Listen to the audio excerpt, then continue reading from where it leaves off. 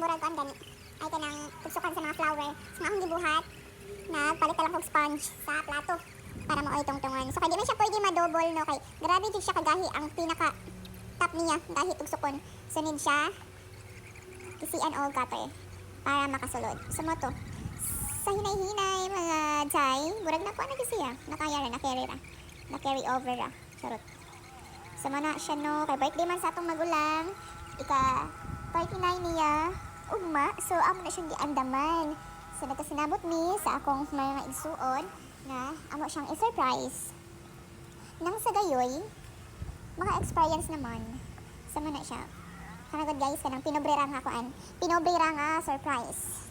A little surprise to make her happy, to make her day productive. Sorry, productive pa.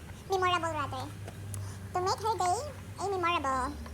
Nagsara na siya no sa isa ka tuig kay isa ra mag-birthday. Tapos first time pa pud niya nga ma-surprise mo to.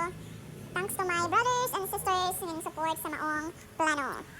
Gano brad nagigisi jud ko dira grabe jud akong mechanic kinay cutter. Grabe jud akong gisi-gisi mechanic kinay cutter. So ganina guys, nito barubo. Nagtaan ko nagpalit og bulak. Roses ang ipamalit rose tapos may gamay nga biscuit para bongga gyapon tanan. So man siya brad. Dugay jud ko ug tusok-tusok. Pwede ko lang kuan. Pwede ko lang move on. My goodness, pwede na move on. Sana man ni. Hinay jud siya hinay as in perfect hinay.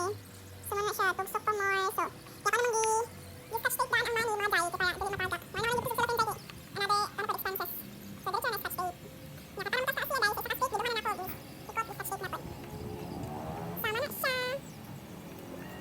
So nagawa ko na ba kaya? Pwede siya matindog. Tatawag mga guys na kaibigan sa wakas. Hindi si energy ay.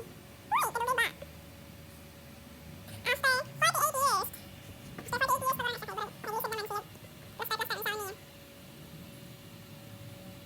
Nag-listen na siya. Masaya niya plus tayo mga guys. Saka nakalitan na ka na siyang brother. Si brother now. So, ito naman ito tagyan ni mga guys. Mga basutan din natin. Mga masaksok ang maong stick na makatindog. Feeling na kumatay. Dugay lagi siya mahuman. Grabe siya ka. Hello. Hello. Okay. So, mo to. Wala na ikot ko dira kapit niya.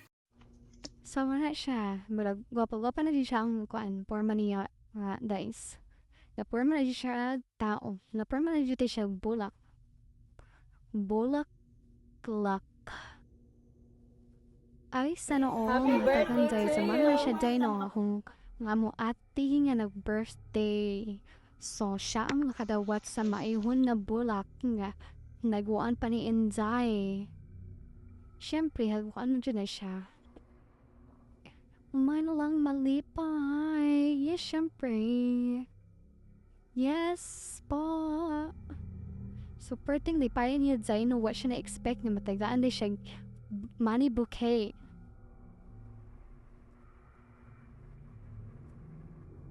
So, man na siya. Grabe na yan pasalamat sa mga nag-effort, sa mga nag-support, nag-sponsor o hatag sa mga money bouquet.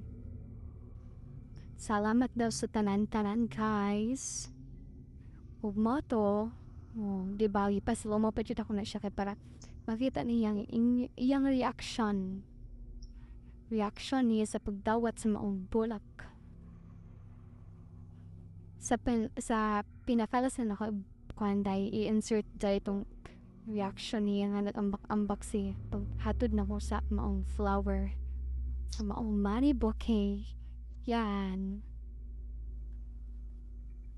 Well, di ka malamalay dyan nga kung di siyang slow-mo version.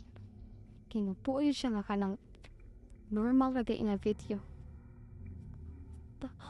No, narigar ay papasalawat. Kimo ato. Sumotod na Jai ang time nga iya lang nadawat ang bulak iyang giihap-ihap kung pila do ko ni sulod. Kaya daghan lagi na kaya mo nang gisinsilyo para daghan tan-awon. Sumotod na Jai lipay stang lipayan ni Madam Josephine ni nakadawat siya maayuhon. Thanks a lot sa mga sponsors, labi na sa akong mga igsoon, sa akong partner in life. Charing. Pagmarato, thank you guys. Happy birthday again. Bye-bye, mama.